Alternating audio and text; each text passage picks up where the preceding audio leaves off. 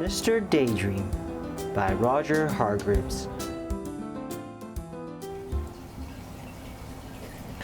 This is a story about Mr. Daydream. You know what he looks like, don't you? Because you've seen his picture on the front of this book. It's also a story about a little boy called Jack. And you don't know what he looks like, so here's a picture of him. Now, Jack was a very good little boy. He always ate up all his lunch. He always went to bed when he was told. He always said please and thank you. But Jack was a daydreamer. Whenever he was supposed to be thinking about something, he found himself thinking about something else. Daydreaming.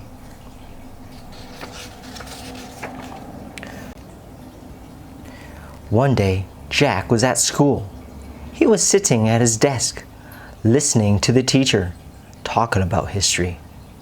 It was a very warm day, and Jack was glad he was sitting at the back of the classroom, next to the open window.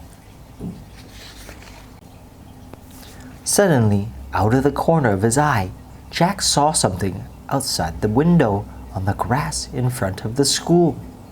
Something blue. It was a small, cloud-shaped figure.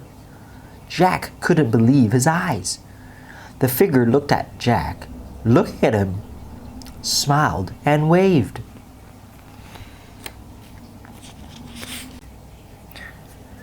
Jack looked at his teacher, who was still talking. Then he got up quietly, ever so quietly, and slipped out of the open window. He crossed the grass to the strange-looking, cloud-shaped figure. "Hello," he said. "How are you?" "I'm Mr. Daydream," said the figure. "What's your name?" "Jack," said Jack.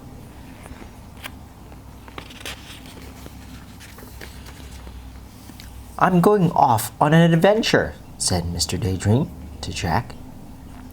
"Would you like to come with me?" "Oh, yes, please," replied Jack. "Very well then," said Mr. Daydream, and putting 2 fingers in his mouth, he let out the loudest whisper Jack had ever heard in his whole life.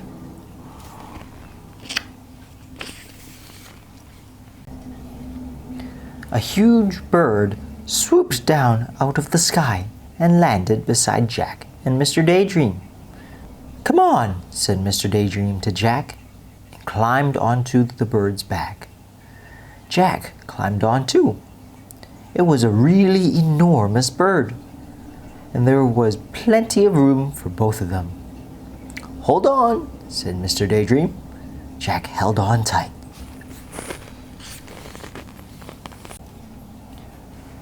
A huge bird flapped his huge wings, and suddenly they were high up in the air. They flew faster and faster over the countryside. They flew over fields and farms and towns and hills and trees and valleys until they were far, far away from Jack's school. It was very exciting.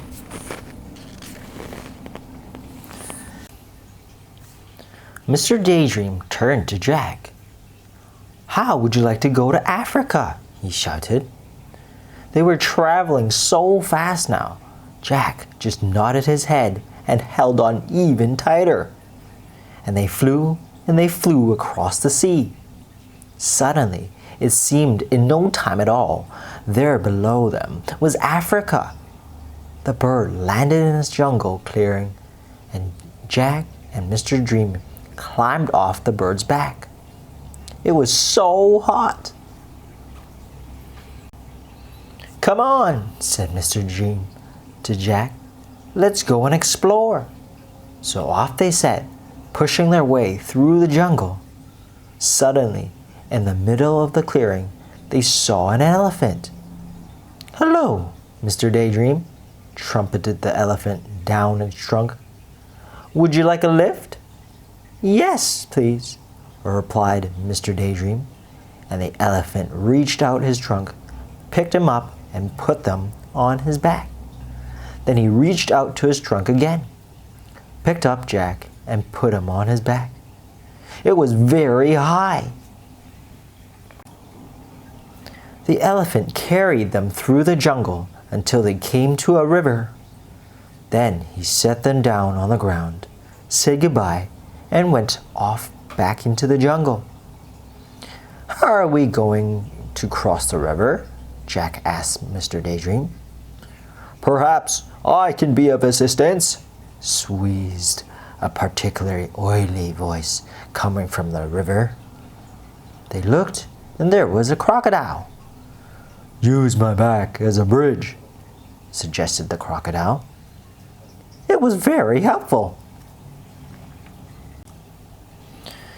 They were halfway across the river on the crocodile's back when the crocodile grinned a rather nasty grin.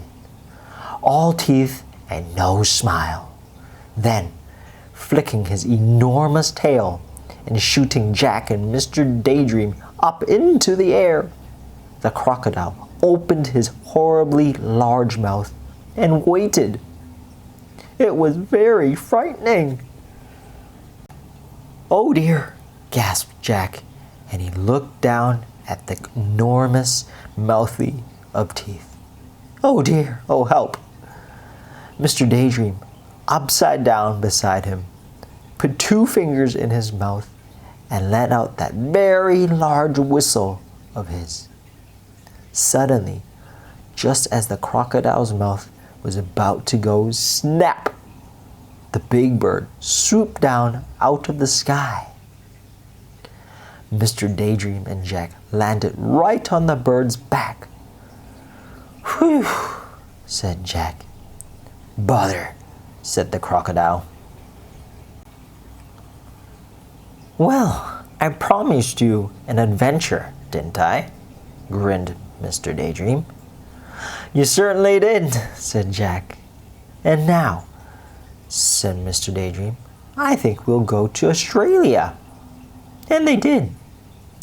And Jack learned to throw a boomerang so that it would always come back to him. "And now," said Mr. Daydream, "I think we'll go to the North Pole." And they did. And Mr. Daydream fell right up to his middle in a snowdrift. "And now," said Mr. Daydream, "I think we'll go to the Wild West." And they did. And Mr. Daydream found a huge 10-gallon cowboy hat. The trouble was, when he put it on, he couldn't see out. "Jack!" he called from underneath the hat. "Jack! Jack!" Suddenly Jack realized that it wasn't Mr. Daydream saying his name. It was his teacher. And Jack wasn't in the Wild West. He was sitting at his school desk. "Jack," said the teacher again, "you've been daydreaming." It was true. He had. But do you know something? Daydreaming is more fun than history. Do you like to daydream? What do you like to dream about? Do you dream of flying, traveling through space, or going back in time? Dreams are ideas. Non-physical images hold a reality somewhere in our universe. Follow your dreams.